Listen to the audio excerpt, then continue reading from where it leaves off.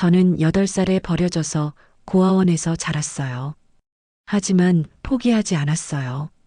혼자서도 당당하게 살아가며 청담동에서 작은 식당을 운영하고 있었거든요. 그러던 어느 날 10억 규모의 프랜차이즈 사업 제안을 받았어요. 제 인생에서 가장 큰 기회였죠. 열심히 일하며 새로운 미래를 꿈꾸고 있었는데 몇 달 후 믿을 수 없는 일이 일어났습니다.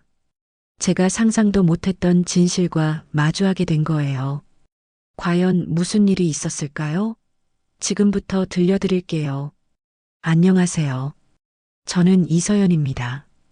32살이죠. 이 이름은 제가 21살 때 직접 정한 거예요.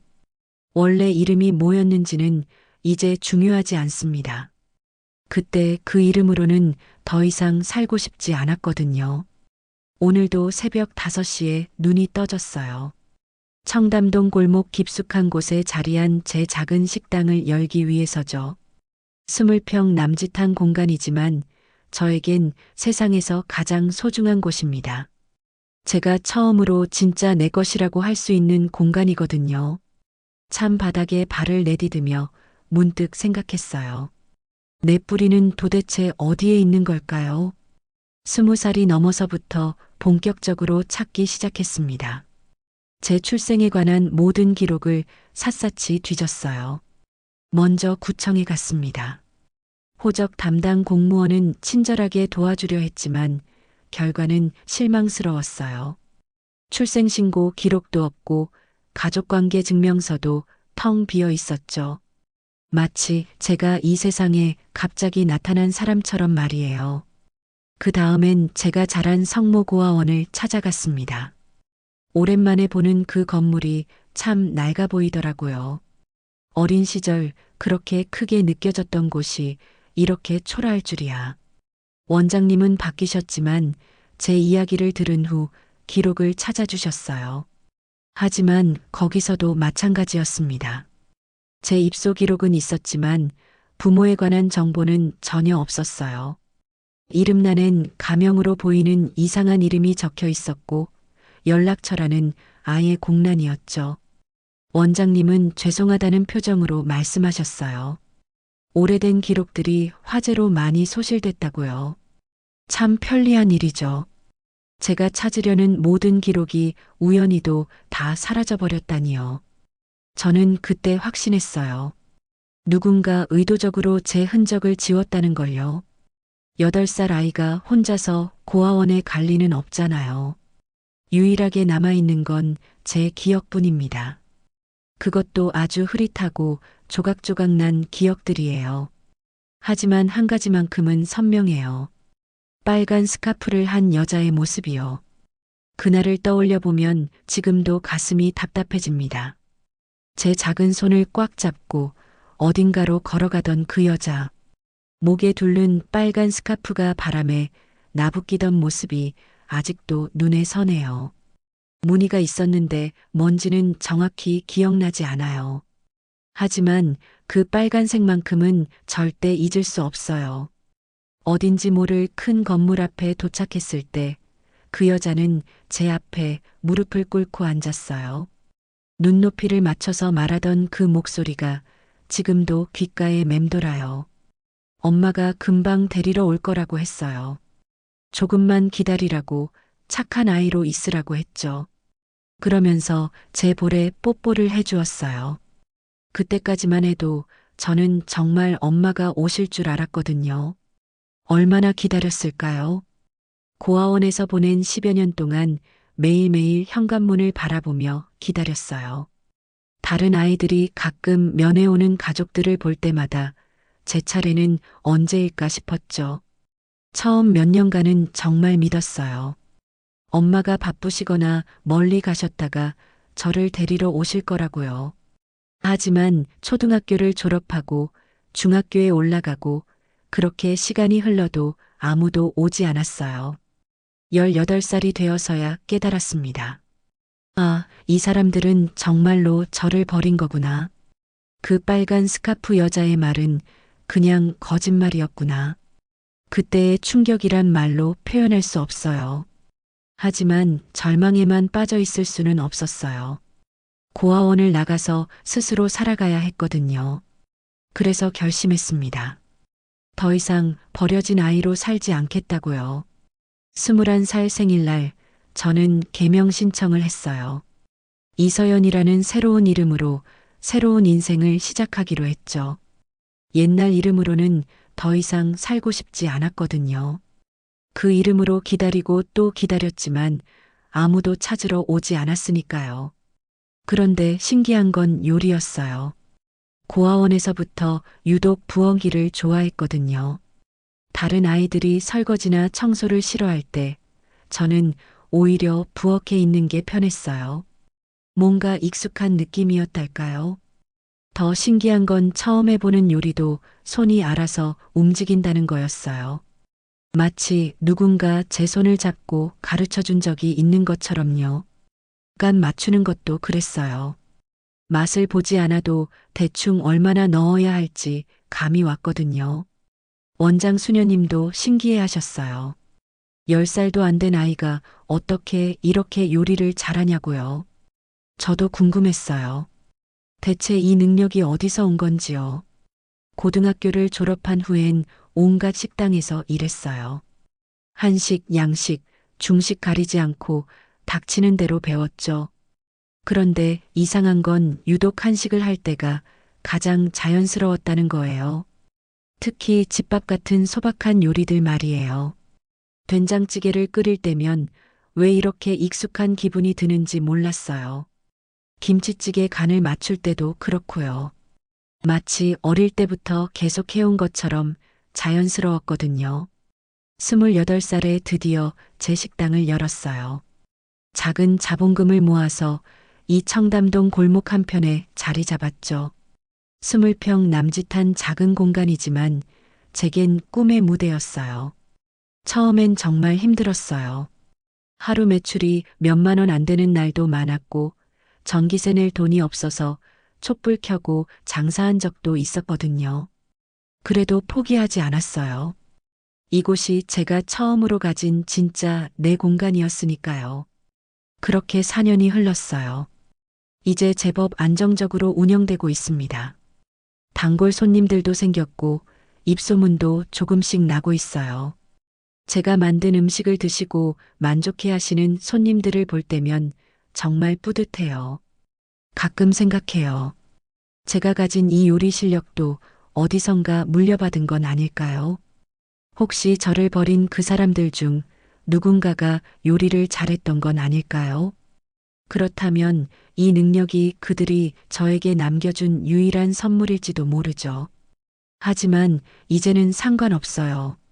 누가 뭘 물려줬든 누가 저를 버렸든 말이에요. 중요한 건 지금의 제가 이서연이라는 이름으로 당당하게 살아가고 있다는 거니까요. 오늘도 새로운 하루가 시작됩니다. 언제나처럼 정성껏 음식을 준비하고 손님들을 맞이할 거예요. 제 과거가 어떻든 지금의 저는 행복하거든요. 문을 연 지 4년째 제 식당에 변화가 일기 시작했어요. 처음엔 하루에 손님이 5명도 안 오던 곳이었는데 이제는 점심시간만 되면 줄이 서죠. 신기한 일입니다. 변화는 작년 가을부터 시작됐어요. 한 할머니께서 제가 끓인 된장찌개를 드시고는 갑자기 울음을 터뜨리셨거든요. 깜짝 놀라서 어디 불편한 곳이 있으신지 여쭤봤는데 그게 아니라고 하시더라고요. 그 할머니 말씀이 지금도 생생해요. 돌아가신 어머니 손맛이 난다고 하시면서 어떻게 이런 맛을 낼 수 있느냐고 물어보셨죠. 저는 그냥 평소처럼 끓인 건데 말이에요. 그날 이후로 그 할머니는 일주일에 한 번씩 꼭 오세요. 그런 일이 한두 번이 아니었어요. 중년 남성분은 제가 만든 김치찌개를 드시고는 고향 생각이 난다며 눈시울을 붉히셨고 젊은 회사원은 어릴 때 할머니가 해주시던 미역국 맛이 난다고 감격해 하셨어요. 처음엔 그냥 우연의 일치라고 생각했습니다. 그런데 이런 일이 계속 반복되니까 궁금해지더라고요. 제가 특별히 뭘 다르게 하는 것도 아닌데 왜 이런 반응이 나올까요? 어느 날 단골 손님 중 한 분이 말씀해 주셨어요. 제 요리에는 뭔가 특별한 게 있다고요. 똑같은 재료로 만들어도 다른 집과는 확연히 다른 맛이 난다는 거예요. 마치 오래된 집안의 비법이 숨어 있는 것 같다고 하시더라고요. 그 말을 듣고 혼자 생각해 봤어요. 혹시 제가 무의식 중에 뭔가 특별한 방법을 쓰고 있는 건 아닐까요? 요리할 때를 자세히 관찰해 보니 정말 그랬어요. 된장찌개를 끓일 때를 예로 들어볼게요. 저는 된장을 넣기 전에 꼭 손목을 3번 돌려요. 왜 그러는지는 모르겠는데 자연스럽게 그렇게 하게 되더라고요. 그리고 국물 맛을 볼 때도 특별한 순서가 있어요. 먼저 숟가락으로 한 번, 그 다음에 젓가락으로 건더기와 함께 한 번 더요. 김치볶음을 할 때도 마찬가지예요. 김치를 볶기 전에 꼭 설탕을 한 꼬집 넣어요. 레시피 책에서 배운 건 아니에요. 그냥 그렇게 해야 맛있을 것 같다는 느낌이 들어서요. 신기하게도 그렇게 하면 정말 맛이 달라지거든요. 미역국을 끓일 때는 더 특이해요. 미역을 볶을 때 시계 방향으로만 저어요. 왜 그래야 하는지는 모르겠지만 다른 방향으로 저으면 왠지 기분이 이상해져요. 마치 잘못된 일을 하는 것 같은 느낌이 들거든요. 이런 습관들이 어디서 온 건지 정말 궁금해요. 고아원에서 배운 것도 아니고 일했던 식당에서 배운 것도 아니거든요. 그냥 제 몸이 기억하고 있는 것 같아요. 손님들 반응을 보면 더욱 신기해져요. 특히 나이 드신 분들이 제 음식을 드시고 감동하시는 모습을 볼 때면 가슴이 뭉클해져요. 어떤 할아버지는 제가 만든 된장국을 드시고 어린 시절 이야기를 해주시기도 했어요. 전라도에서 자라신 그 할아버지 말씀이 인상 깊었어요. 제가 된장 푸는 방법이나 파 썰어 넣는 타이밍이 당신 어머니와 똑같다고 하시더라고요. 심지어 된장 농도까지 비슷하다고 하시면서 어떻게 그런 걸 알 수 있냐고 물어보셨죠. 저도 모르겠다고 대답할 수밖에 없었어요. 정말로 모르거든요. 그냥 이렇게 하는 게 맞다는 느낌이 들어서 하는 건데 그게 실제로 누군가의 방법과 일치한다니 신기할 따름이에요. 요즘엔 블로거들도 많이 와요. 처음엔 사진 찍는 게 부담스러웠는데 이젠 익숙해졌어요. 리뷰를 읽어보면 재미있는 표현들이 많아요. 할머니 손맛이라든지 집밥의 정석이라든지 어머니 마음이 담긴 음식이라든지요. 그런 표현들을 볼 때마다 복잡한 기분이 들어요. 저에겐 그런 추억이 없는데 제가 만든 음식이 다른 분들께는 소중한 기억을 떠올리게 해드리고 있다니요. 뭔가 역설적이죠. 인터넷 리뷰 중에 기억에 남는 게 하나 있어요. 한 손님이 이렇게 쓰셨더라고요. 이 집 음식은 단순히 맛있는 게 아니라 마음을 치유해주는 음식이라고요. 먹고 나면 왠지 위로받는 기분이 든다고 하시면서요. 그 글을 읽고 울컥했어요. 제가 만든 음식이 누군가에게 위로가 된다니 이보다 더 큰 보람이 어디 있겠어요. 어쩌면 제가 받지 못한 어머니의 사랑을 제 음식을 통해 다른 분들께 전해드리고 있는 건 아닐까요? 요즘엔 예약 손님들도 늘었어요. 특별한 날에 제 식당을 찾아주시는 분들이 많아졌거든요. 어떤 가족은 할머니 기일에 오셔서 할머니가 좋아하셨을 만한 음식을 주문하시기도 해요. 그런 분들을 위해 더 정성을 들여 요리해 드려요. 남의 일 같지가 않거든요. 저도 언젠가 제 어머니가 어떤 음식을 좋아하셨는지 알고 싶은 마음이니까요. 가끔 상상해 봐요. 만약 제 어머니가 살아계신다면 제 음식을 어떻게 평가하실까요? 맛있다고 해주실까요? 아니면 뭔가 부족하다고 하실까요? 그런 상상을 할 때면 가슴 한편이 아려와요. 하지만 손님들의 만족스러운 표정을 보면 그런 아쉬움도 있게 돼요. 제가 만든 음식 한 그릇이 누군가에게는 하루의 피로를 풀어주는 약이 되고 또 누군가에게는 소중한 추억을 되새기게 해주는 매개체가 되니까요. 식당이 유명해지면서 좋은 점도 많지만 걱정도 생겼어요. 혹시 너무 알려지면 제 과거를 아는 사람들이 나타날까 봐서요. 아직은 그런 일이 없지만 가끔 새로운 손님이 오시면 괜히 긴장되거든요. 특히 나이 드신 여성분들이 오실 때면 더욱 그래요. 혹시 그분이 저를 아는 사람은 아닐까? 혹시 제 과거와 관련된 분은 아닐까 하는 생각이 들어요. 물론 지금까지는 그런 일이 없었지만요. 그래도 이런 걱정보다는 감사한 마음이 더 커요. 제가 좋아하는 일로 생계를 유지할 수 있고 더 나아가 다른 분들께 기쁨을 드릴 수 있다는 게 얼마나 행복한 일인지 몰라요. 요리를 하고 있으면 마음이 평온해져요. 칼질을 하고 재료를 볶고 간을 맞추는 그 모든 과정이 저에게는 명상 같은 거예요. 혹시 이것도 타고난 건 아닐까요? 누군가로부터 물려받은 소중한 유산 말이에요. 오늘도 많은 손님들이 제 음식을 드시고 만족해 하시며 돌아가셨어요. 그분들의 웃는 얼굴을 보면 제가 하는 일이 얼마나 의미 있는지 새삼 깨달아요.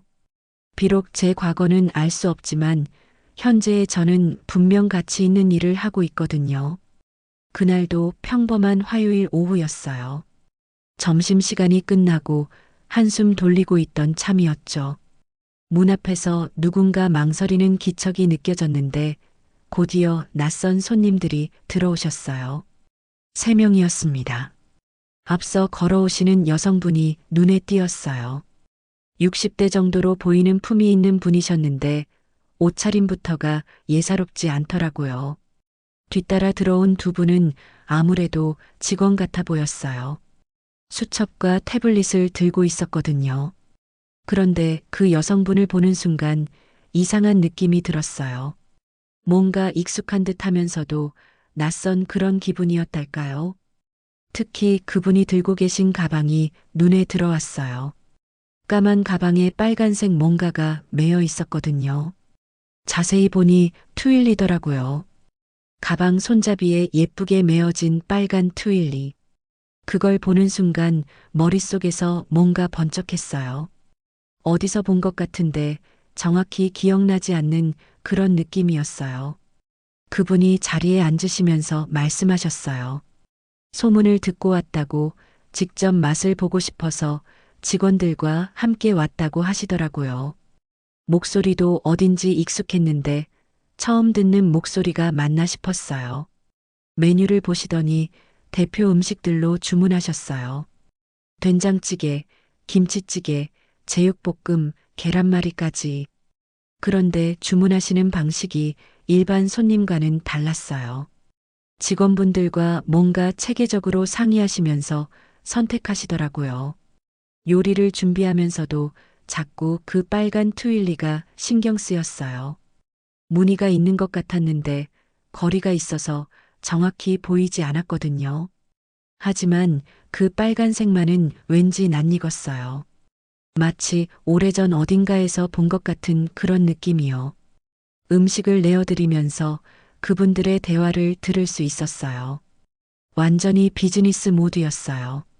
맛 평가부터 시작해서 재료 분석, 조리법 추정, 심지어 원가 계산까지 하시더라고요. 된장찌개를 드시더니 그 여성분이 놀라는 표정을 지으셨어요. 뭔가 예상과 다른 맛이 나는 것 같다는 식으로 말씀하시면서 직원분들에게 뭔가 설명하시더라고요. 정확히 들리지는 않았지만 굉장히 전문적인 내용 같았어요. 김치찌개를 드실 때는 더욱 놀라시는 것 같았어요. 숟가락을 든 채로 한참 생각에 잠기시더니 직원분에게 뭔가 지시하셨어요. 그 직원분이 태블릿에 열심히 뭔가를 적고 있었거든요. 제육볶음을 드시고는 고개를 끄덕이시면서 만족스러워 하시는 표정이었어요. 그런데 계란말이를 드실 때 잠깐 멈추셨어요. 뭔가 깊이 생각하시는 표정으로 저를 바라보시더라고요. 그때 정말 이상한 기분이 들었어요. 그분의 시선이 왠지 단순한 호기심이 아닌 것 같았거든요. 마치 뭔가를 확인하려는 듯한 그런 눈빛이었어요. 식사를 마치신 후 그분이 저를 따로 부르셨어요. 직원분들은 밖에서 기다리게 하시고 저와 단둘이 이야기하고 싶다고 하시더라고요. 앉으시면서 처음으로 제대로 자기소개를 해주셨어요. 윤정이라고 식품 관련 사업을 하고 있다고 하시면서 명함을 건네주셨죠. 명함을 보니 제법 큰 회사 사장님이시더라고요. 윤 사장님이 말씀하시는 건 간단했어요. 제 요리 실력에 관심이 있다는 거였죠. 특히 한식에 대한 이해도와 조리 기술이 뛰어나다면서 사업 제안을 하고 싶다고 하셨어요. 프랜차이즈 이야기였어요. 제 요리와 레시피를 바탕으로 체인점을 만들어 보자는 거였죠. 물론 저에게도 충분한 이익이 돌아가도록 하겠다고 하시면서 구체적인 조건들을 말씀해 주셨어요. 솔직히 놀랐어요. 갑자기 나타나서 이런 큰 사업을 제안하시다니요. 하지만 동시에 의심스럽기도 했어요. 아무리 제 식당이 소문났다고 해도 이렇게 큰 투자를 하겠다는 게 쉽게 믿어지지 않았거든요. 윤 사장님은 제 의심을 눈치채신 것 같았어요. 천천히 생각해 보라고 급하지 않다고 하시면서 명함을 다시 한번 건네주셨죠. 그리고 일주일 후에 다시 연락드리겠다고 하셨어요. 그런데 그분이 자리에서 일어나시면서 가방을 드는 순간 그 빨간 트윌리가 다시 눈에 들어왔어요. 이번엔 조금 더 가까이서 볼 수 있었는데 무늬가 있는 게 보였어요. 정확히는 모르겠지만 뭔가 복잡한 패턴 같았어요. 그걸 보는 순간 머릿속에서 뭔가 스쳤어요. 어릴 때 봤던 빨간 스카프 기억이 떠오른 거죠. 혹시 같은 무늬일까 싶었는데 너무 짧은 순간이라 확실하지 않았어요. 윤 사장님이 나가시면서 마지막으로 하신 말씀이 기억에 남아요. 제 요리에는 뭔가 특별한 게 있다고, 마치 오래된 전통이 숨어 있는 것 같다고 하시더라고요. 그 말을 듣고 가슴이 두근거렸어요. 혹시 제 요리 실력과 관련해서 뭔가 아시는 게 있는 건 아닐까요? 아니면 제 과거와 연관된 뭔가가 있는 건 아닐까요? 하지만 곧 현실적인 생각이 들었어요. 그냥 사업가의 말솜씨일 수도 있잖아요. 투자를 끌어내기 위한 감언이설일 수도 있고요. 너무 감정적으로 접근하면 안 된다고 스스로에게 말했어요. 그날 밤 윤 사장님이 주신 명함을 계속 들여다봤어요. 정말 괜찮은 회사 같았어요. 인터넷으로 찾아보니 식품 업계에서는 제법 알려진 곳이더라고요. 그렇다면 진짜 사업 제안일 수도 있겠다는 생각이 들었죠. 일주일 후 윤 사장님에게서 연락이 왔어요. 좀 더 구체적인 이야기를 해보고 싶다고, 시간이 되면 만나자고 하시더라고요. 저는 만나보기로 했어요. 제 식당을 더 키울 수 있는 기회일 수도 있겠다는 생각이 들었거든요. 그렇게 해서 저는 윤정의 사장님과의 두 번째 만남을 약속했어요. 두 번째 만남은 제가 예상했던 것과 완전히 달랐어요. 윤 사장님이 약속 장소로 정한 곳은 식당도 카페도 아닌 어떤 건물 안의 요리연구소였거든요. 건물 엘리베이터를 타고 올라가면서 긴장이 됐어요. 사실 이런 큰 규모의 시설을 본 적이 없었거든요. 제 작은 식당과는 차원이 다른 곳이었죠. 연구소 문을 열고 들어서는 순간 입이 다물어지지 않았어요. 말 그대로 요리를 위한 모든 게 갖춰져 있었거든요. 최신식 주방 기구들, 넓은 조리대, 그리고 각종 실험 장비들까지 마치 요리하는 사람들의 천국 같았어요. 윤 사장님이 미소를 지으며 저를 맞아주셨어요. 어떻게 보느냐고, 이런 곳에서 일해볼 생각은 없느냐고 물어보시더라고요. 솔직히 압도당했다고 대답할 수밖에 없었어요. 자리에 앉으니 윤 사장님이 본격적으로 사업 이야기를 꺼내셨어요. 프랜차이즈 계획을 자세히 설명해 주시는데 규모가 생각보다 훨씬 컸어요. 전국의 50개 매장을 목표로 한다고 하시더라고요. 제가 가장 놀란 건 투자 규모였어요. 총 10억이라고 하시는데 그 중에서 제가 받을 수 있는 금액도 상당했거든요. 로열티는 물론이고 매출에 따른 인센티브까지 포함하면 제가 평생 벌어도 어려울 만한 돈이었어요. 하지만 그만큼 책임도 컸어요. 제 레시피를 완전히 표준화해야 하고 직원들 교육도 제가 담당해야 한다고 하셨거든요. 그리고 최소 2년간은 이 연구소에서 전담으로 일해야 한다는 조건도 있었어요. 윤 사장님이 계약서 초안을 보여주시면서 천천히 검토해 보라고 하셨어요. 변호사와 상의해봐도 좋다고, 급하지 않으니까 신중하게 결정하라고 하시더라고요. 계약서를 읽어보는데 정말 꼼꼼하게 작성되어 있었어요. 제가 받을 돈부터 시작해서 업무 범위, 지적 재산권 문제까지 모든 게 명시되어 있었죠. 이런 정식 계약서를 받아본 건 처음이라 떨렸어요. 그런데 이상한 건 윤 사장님의 태도였어요. 저를 대하시는 방식이 완전히 비즈니스 라이크 했거든요. 친근하긴 하지만 선을 지키시는 느낌이었어요. 그냥 유능한 요리사로만 보고 계신다는 게 느껴졌죠. 사실 처음 식당에서 만났을 때는 뭔가 특별한 관심이 있으신 것 같았는데 오늘은 완전히 사업 파트너를 대하는 태도였어요. 그래서 오히려 안심이 됐달까요? 괜한 오해는 없겠다는 생각이 들었거든요. 윤 사장님이 연구소를 둘러 보여주시면서 설명해 주셨어요. 여기서 메뉴 개발부터 시작해서 조리법 표준화, 직원 교육까지 모든 걸 진행할 거라고 하시더라고요. 그리고 성공하면 다른 요리 분야로도 확장할 계획이라고 하셨어요. 정말 체계적이고 전문적인 계획이었어요.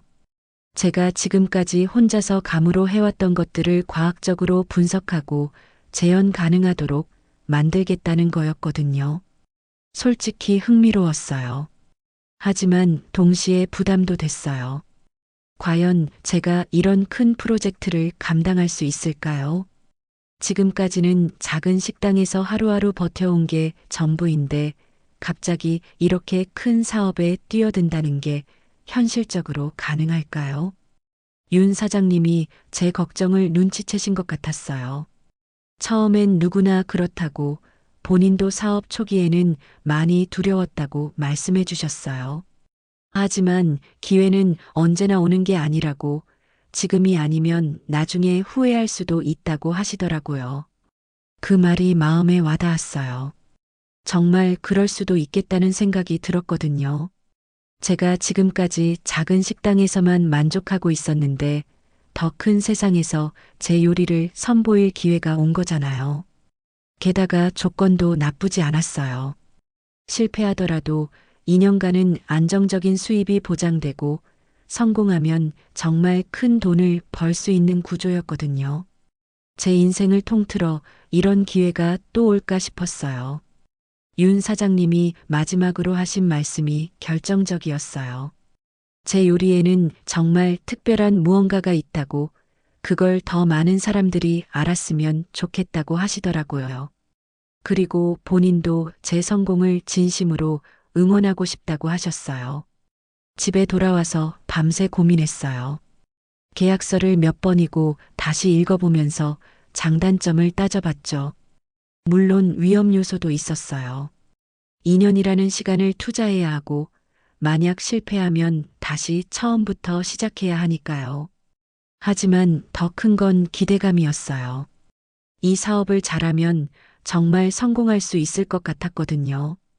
제 요리로 전국의 체인점을 만든다니 상상만으로도 가슴이 뛰었어요.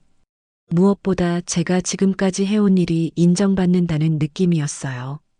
고아원에서부터 시작해서 이런 기회까지 얻게 된 게 꿈 같았거든요. 다음 날 윤 사장님께 전화드렸어요. 계약하겠다고, 언제부터 시작할 수 있느냐고 물어봤죠. 윤 사장님도 기뻐하시는 것 같았어요. 다음 주부터 본격적으로 시작하자고 하시더라고요. 계약서에 사인을 하는 순간 정말 떨렸어요. 제 인생에서 가장 큰 결정 중 하나였거든요. 하지만 후회하지 않을 거라는 확신이 있었어요. 드디어 새로운 인생이 시작되는 거였어요. 이서연이라는 이름으로 만들어가는 진짜 성공 스토리 말이에요. 요리 연구소에서의 첫 주는 정말 신기했어요. 제가 지금까지 감으로만 해오던 모든 것들을 숫자와 데이터로 바꾸는 작업이었거든요. 윤 사장님이 배정해주신 연구원분이 정말 꼼꼼하셨어요. 제가 된장찌개를 끓일 때마다 된장의 양을 그램 단위로 재고 끓이는 시간을 초 단위로 기록하시더라고요. 처음엔 어색했는데 점점 재미있어졌어요. 가장 어려웠던 건 제가 무의식적으로 하던 동작들을 설명하는 거였어요.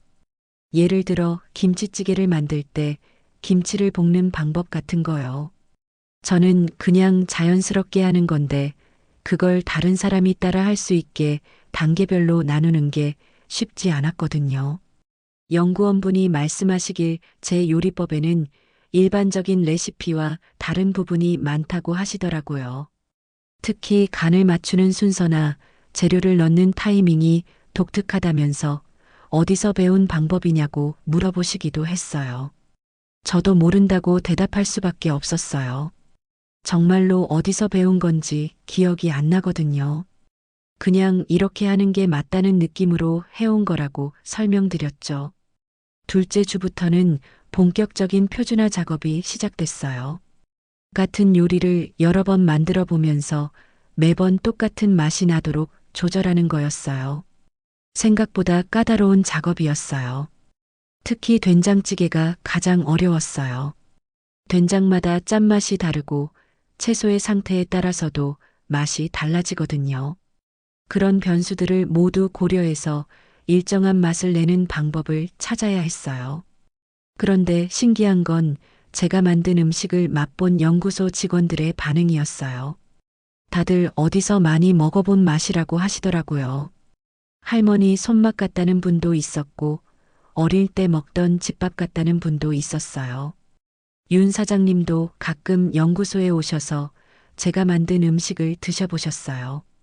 만족스러워 하시는 표정이었는데 가끔 뭔가 생각에 잠기시는 듯한 모습을 보이시기도 했어요. 제 작업에 대해서는 칭찬도 해주시고 격려도 해주셨지만 개인적인 이야기는 전혀 하지 않으셨거든요. 셋째 주쯤 되니까 연구소 생활에 익숙해졌어요. 출퇴근 시간도 규칙적이고 체계적으로 일할 수 있어서 오히려 좋았어요. 제 작은 식당에서는 혼자 모든 걸 해야 했는데 여기서는 각자 역할이 나뉘어 있어서 효율적이었거든요. 그런데 어느 날 새로운 얼굴이 연구소에 나타났어요. 30대 초반으로 보이는 남성분이었는데 직원들이 모두 공손하게 인사하는 걸 보니 높은 분이신 것 같았어요. 나중에 알고 보니 윤 사장님의 아들분이었어요. 회사 업무로 연구소에 들르신 거라고 하시더라고요. 인사를 나누는데 정말 예의 바르고 차분한 분이라는 인상을 받았어요. 그분이 제가 작업하는 모습을 잠깐 지켜보시더니 윤 사장님께 뭔가 보고하시는 것 같았어요. 아무래도 새로운 프로젝트에 대한 진행 상황을 확인하러 오신 것 같았어요.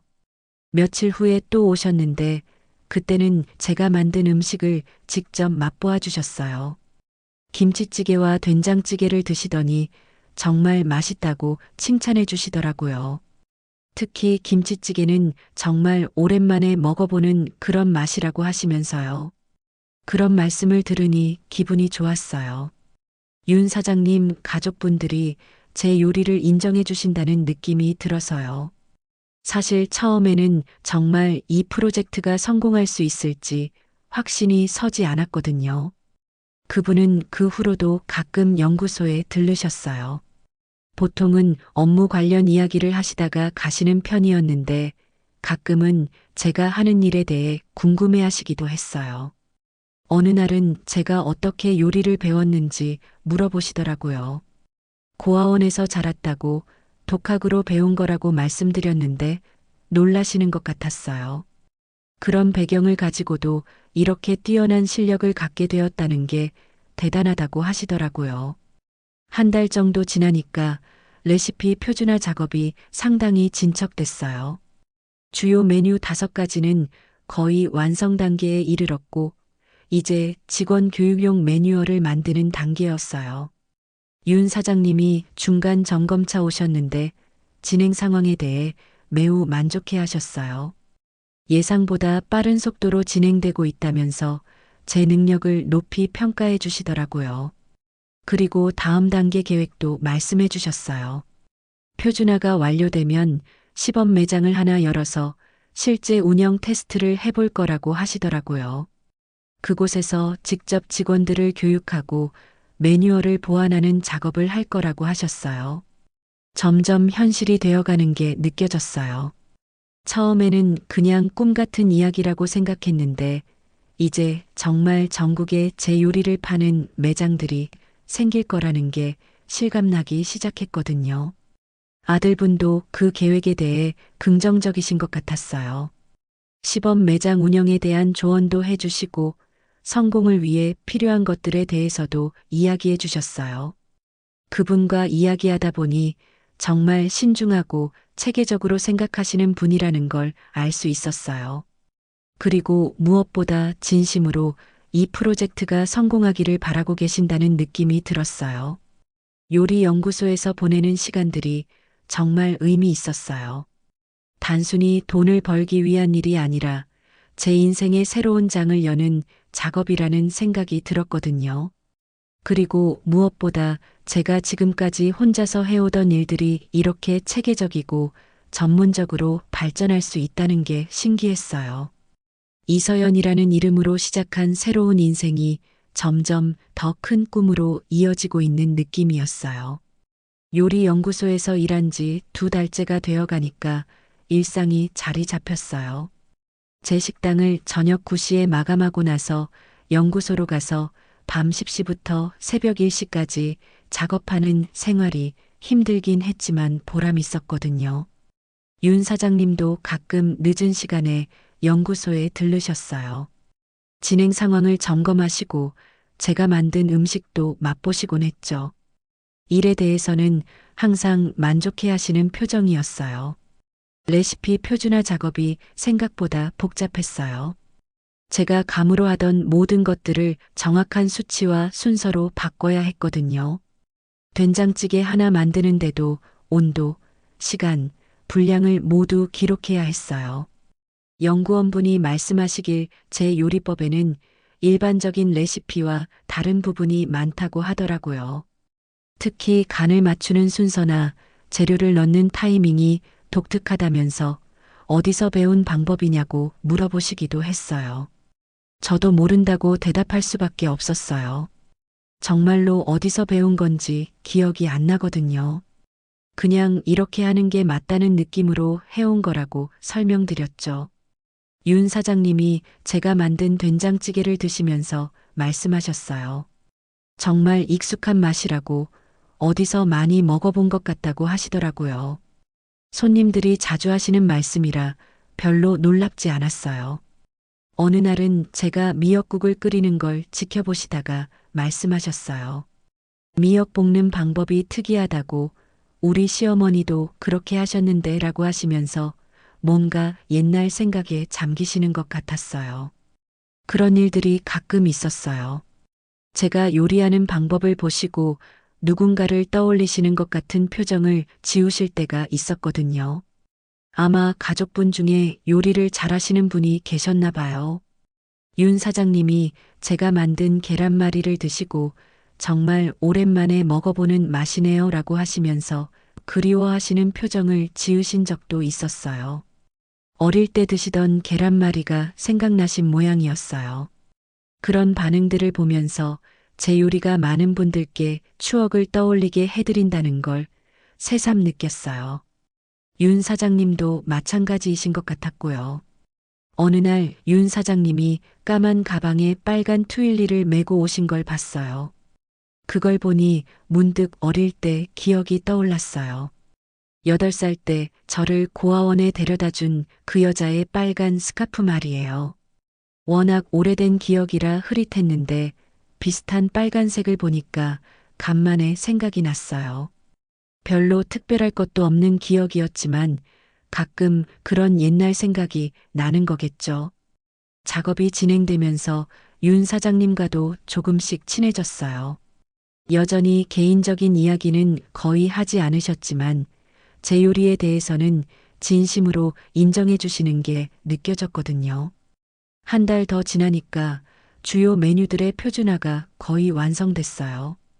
이제 시범 매장 운영을 위한 직원 교육 매뉴얼을 만드는 단계였어요. 정말로 프랜차이즈가 현실이 되어가고 있었어요. 윤 사장님이 진행 상황에 대해 매우 만족해 하셨어요. 예상보다 빠른 속도로 진행되고 있다면서 제 능력을 높이 평가해 주시더라고요. 앞으로가 더욱 기대됐어요. 힘든 일정이었지만 보람찬 시간들이었어요.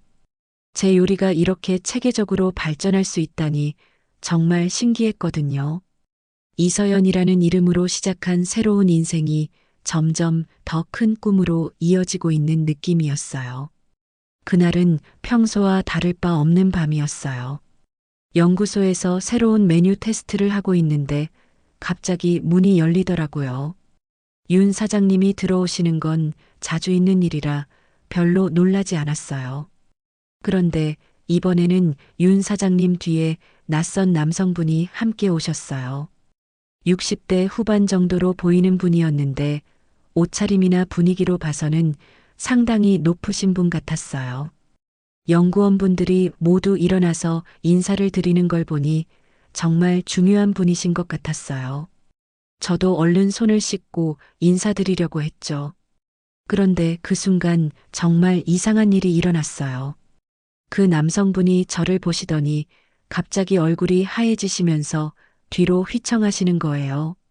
마치 유령을 본 것처럼 말이에요. 윤 사장님이 깜짝 놀라며 어디 아프시냐고 물어보셨는데 그분은 대답도 하지 않으시고 계속 저만 바라보시더라고요. 눈에서 눈물이 고이는 것 같기도 했어요. 저도 당황했어요. 처음 보는 분인데 왜 이런 반응을 보이시는 건지 전혀 이해할 수 없었거든요.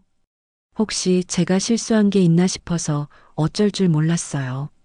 그분이 떨리는 목소리로 제 나이를 물어보셨어요. 32살이라고 했더니 뭔가 계산을 하시는 것 같더라고요. 그 다음에 생일을 물어보셨는데 제가 알고 있는 생일을 말씀드렸더니 고개를 끄덕이시더라고요. 그러더니 이름을 물어보셨어요. 이서연이라고 대답했는데 그러자 고개를 저으시면서 원래 이름을 말하라고 하시더라고요. 저는 원래 이름을 말씀드렸어요. 그 말을 듣고 소름이 돋았어요. 제가 개명했다는 걸 어떻게 아신 걸까요? 아무에게도 말한 적이 없는데 말이에요. 윤 사장님도 놀란 표정이었어요. 그러더니 갑자기 제 손을 잡으시면서 자신의 딸이라고 하시는 거예요. 눈에서 눈물이 흘러내리면서 25년 만에 찾았다고 얼마나 보고 싶었는지 모른다고 하시더라고요. 하지만 저는 차갑게 대답했어요. 저는 8살에 엄마라고 생각했던 사람에게 버려진 아이라고 고아원에서 자랐다고 말씀드렸죠. 그분의 표정이 순간 굳어졌어요. 엄마가 버렸다고요? 누가 언제 그런 일을 했느냐고 물어보셨어요. 목소리가 떨리고 있었어요. 저는 빨간 스카프를 한 여자가 저를 고아원에 데려다 줬다고 말했어요. 엄마가 금방 데리러 올 거라고 했는데 결국 오지 않았다고요. 그러면서 윤 사장님을 바라봤죠. 문득 그때 그 기억이 선명하게 떠올랐거든요. 윤 사장님의 얼굴이 새하얘졌어요. 제가 자신을 바라보는 걸 보시더니 고개를 떨구셨어요. 그분이 윤 사장님을 돌아보셨어요. 설마 하는 표정으로요. 윤 사장님은 아무 대답도 하지 못하시고 계속 고개만 숙이고 계셨어요. 윤 사장님이 제 이름을 부르며 밖에서 잠깐 기다리라고 하셨어요. 하지만 저는 그 자리에서 움직이지 않았어요. 25년 만에 알게 된 진실을 끝까지 들어야겠다는 생각이 들었거든요. 그분이 윤 사장님께 정말 본인이 한 일이냐고 출장 간 사이에 딸을 고아원에 버렸냐고 물어보셨어요. 윤 사장님이 작은 목소리로 미안하다고 하셨어요. 그때는 어쩔 수 없었다고 임신 중이라 힘들었다고 변명하시더라고요. 그분이 더 큰 소리로 25년 동안 자신이 얼마나 찾아 헤맸는지 아느냐고 딸이 실종됐다고 거짓말을 했으면서 사실은 본인이 버린 거였다고 소리치셨어요. 그 말들을 듣고 있으니까 가슴이 미어지는 것 같았어요. 아버지는 저를 찾고 있었구나. 25년 동안 계속요. 저를 버린 건 윤 사장님이었고 아버지는 그 사실도 모르고 계셨던 거구나. 윤 사장님이 저를 보시더니 미안하다고 하시면서 고개를 푹 숙이셨어요. 그제서야 자신이 몇 달 동안 함께 일한 사람이 자신이 버린 딸이었다는 걸 깨닫는 것 같았어요. 아버지가 저에게 다가오셨어요. 저를 보시더니 다시 눈물을 흘리시면서 자신의 딸이라고, 정말 자신의 딸이라고 하시더라고요. 자신이 저를 25년 동안 찾았다고, 하루도 잊은 적이 없었다고 말씀하셨어요. 고아원 기록을 다 뒤졌는데 제게 대한 정보가 없었다고 하시더라고요. 이제야 알겠다고 거짓 정보로 맡겨놨으니까 찾을 수 없었던 거라고 하시면서요. 그 말을 듣고 저도 눈물이 났어요. 아버지가 저를 버린 게 아니었구나. 저를 찾고 있었구나. 아버지가 저를 꽉 안아주셨어요. 32년 만에 포옹이었어요. 이상했어요. 처음 만나는 사람 같은데 왜 이렇게 익숙한 느낌이 드는 걸까요? 그날 밤 제 인생이 완전히 바뀌었어요. 32년 동안 품고 있던 의문들이 한순간에 풀렸고 동시에 받아들이기 어려운 현실과 마주해야 했어요. 저를 버린 사람은 지금까지 함께 일해왔던 윤 사장님이었고 저를 찾던 사람은 바로 제 진짜 아버지였다는 충격적인 진실. 제가 그토록 찾던 답은 이미 제 곁에 있었던 거였어요. 그날 밤 이후 모든 게 달라졌어요. 연구소에 다시 모인 우리는 서로 다른 마음으로 앉아 있었죠. 아버지는 저를 한시도 놓치고 싶지 않다는 듯이 제 옆에 앉으셨고 윤 사장님은 고개를 푹 숙인 채 말씀이 없으셨어요. 아버지가 윤 사장님을 바라보시며 모든 걸 다 말하라고 하셨어요. 25년 전 그날 정확히 무슨 일이 있었는지, 왜 그런 일을 했는지 모든 걸 털어놓으라고 하시더라고요. 윤 사장님이 떨리는 목소리로 이야기를 시작하셨어요. 자신이 제 새엄마라는 것부터요. 제 친엄마는 제가 어릴 때 돌아가셨고 아버지가 윤 사장님과 재혼하셨다는 거였어요. 그 말을 듣고 충격을 받았어요. 그동안 제 친엄마가 저를 버린 거라고 생각했는데 사실은 새엄마였다니요. 친엄마는 이미 이 세상에 없다는 것도 처음 알게 된 사실이었어요. 윤 사장님이 계속 말씀하셨어요. 재혼하고 나서 아들을 낳았고 4년 후에 딸을 임신하게 되었다고요. 그런데 임신 중에 저의 존재가 부담스러웠다고 하시더라고요. 새로운 가정을 꾸리는데 전처의 딸이 걸림돌 같았다고, 특히 둘째를 낳기 3개월 전쯤 그 생각이 더 강해졌다고 하셨어요. 마침 아버지가 K푸드 미국 진출로 출장을 가게 되었고 그 기회를 이용했다고 하시더라고요. 저를 고아원에 데려가면서 가짜 이름과 연락처를 남겼다고 했어요. 그리고 아버지가 돌아오셨을 때는 제가 실종되었다고 거짓말을 했다고요. 아버지는 그 말을 믿고 저를 찾아 헤매셨던 거였어요. 그 이야기를 들으면서 가슴이 답답했어요. 8살 아이에게 엄마가 금방 데리러 올게라고 말하면서도 사실은 영영 찾지 않을 생각이었다니요. 그 잔인함에 할 말이 없었어요. 윤 사장님이 울면서 계속 말씀하셨어요. 처음에는 잘한 일이라고 생각했다고요. 새로운 가정을 위해서는 어쩔 수 없는 선택이었다고 스스로를 합리화했다고 하시더라고요. 그런데 몇 년 후 자신의 친딸이 교통사고로 세상을 떠나게 되었어요. 그때 윤 사장님은 천벌이라고 생각하셨다고 해요.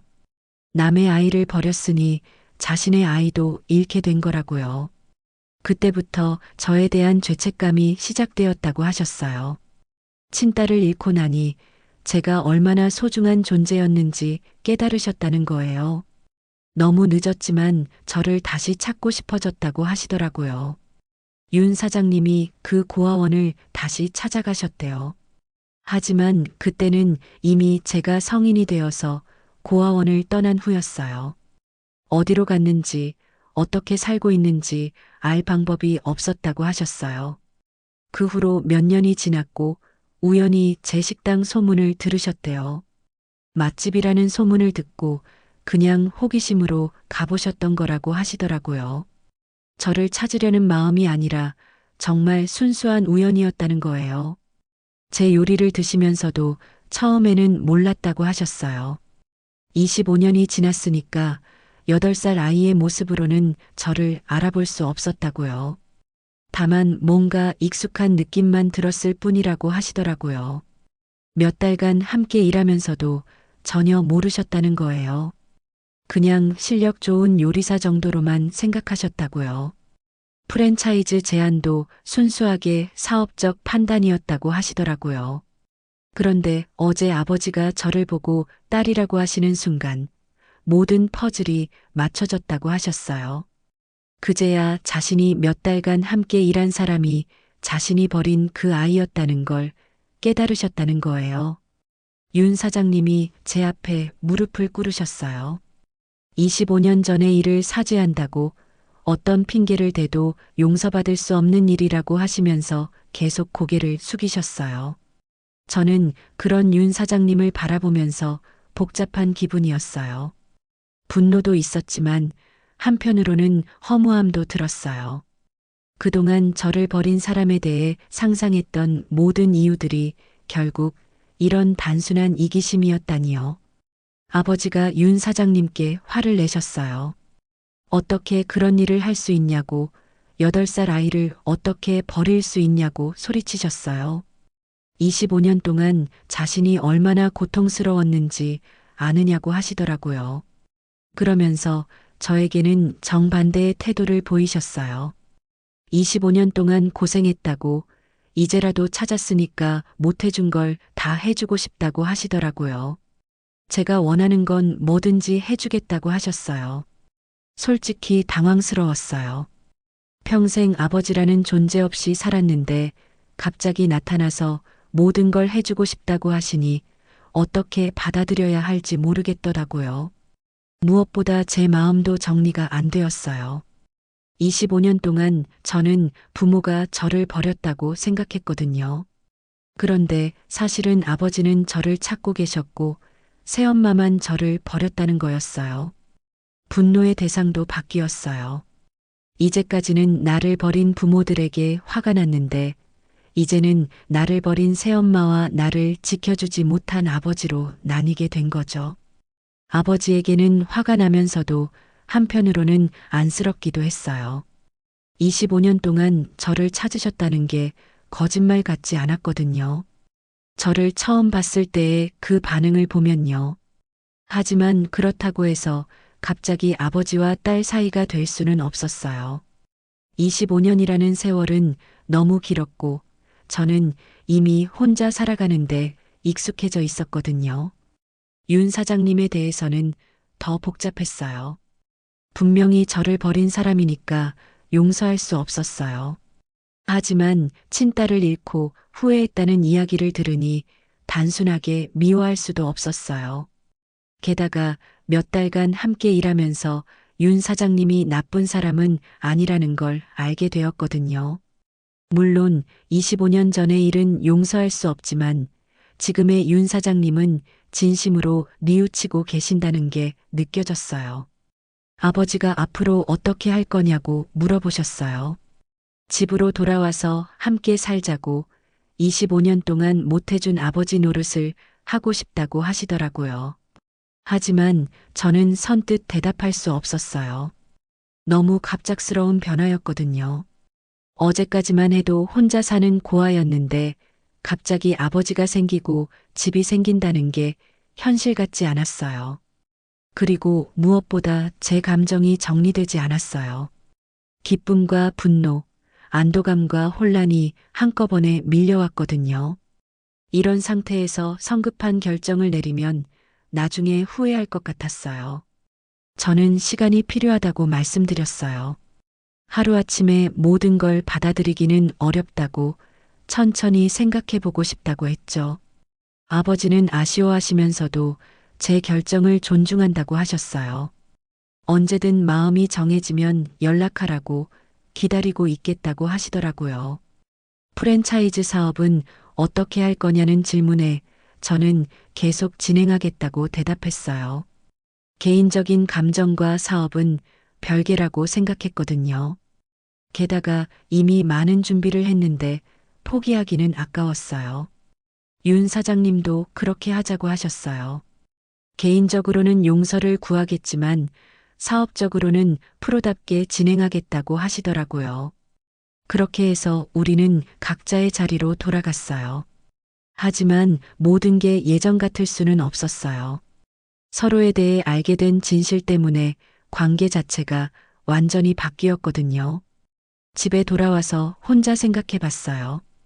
25년 만에 가족을 찾았지만 마냥 기쁘지만은 않았어요. 너무 많은 일이 한꺼번에 일어나서 머릿속이 복잡했거든요. 아버지는 저를 사랑한다고 하셨지만 25년 전에는 새엄마가 저를 버리는 걸 막아주지 못하셨잖아요. 물론 출장 중이라 모르셨겠지만 그래도 아쉬운 마음이 들었어요. 윤 사장님은 후회한다고 하셨지만 결국 자신의 이익을 위해 8살 아이를 버린 건 사실이잖아요. 아무리 젊었고 상황이 어려웠다고 해도 용서하기는 쉽지 않았어요. 하지만 한편으로는 이해가 되는 부분도 있었어요. 임신 중에 전처의 딸을 키우는 게 부담스러웠을 수도 있고 새로운 가정을 위해서는 어쩔 수 없는 선택이었을 수도 있잖아요. 결국 정답은 없는 것 같았어요. 각자 나름의 이유가 있었고 각자 나름의 고통이 있었으니까요. 중요한 건 이제 어떻게 할 것인가였어요. 시간이 지나면서 제 마음도 조금씩 정리될 것 같았어요. 지금 당장 모든 걸 용서하거나 받아들일 수는 없지만 언젠가는 답을 찾을 수 있을 거라고 생각했어요. 무엇보다 저에게는 선택권이 생겼어요. 25년 동안은 선택할 여지 없이 혼자 살아야 했지만 이제는 제가 결정할 수 있게 된 거죠. 아버지와의 관계를 회복할 것인지, 윤 사장님을 용서할 것인지, 아니면 지금처럼 거리를 두고 살 것인지. 모든 건 제가 결정할 수 있었어요. 그리고 그 결정을 내리기까지 저는 천천히 시간을 갖기로 했어요. 25년 동안 기다린 답이니까 조금 더 신중하게 생각해도 늦지 않을 거라고 생각했거든요. 이서연이라는 이름으로 새로 시작한 인생에 이제 또 다른 선택의 기회가 생긴 거예요. 어떤 선택을 하든 후회하지 않도록 저는 제 마음과 충분히 대화해 보기로 했어요. 창밖으로 새벽이 밝아오고 있었어요. 긴 밤이 지나고 새로운 하루가 시작되는 것처럼 제 인생에도 새로운 장이 열리는 것 같았어요. 무엇을 선택하든 그건 온전히 제 몫이니까요. 혹시 끝까지 들으신 분 계시면 댓글로 알려주세요. 끝까지 들어주셔서 감사합니다.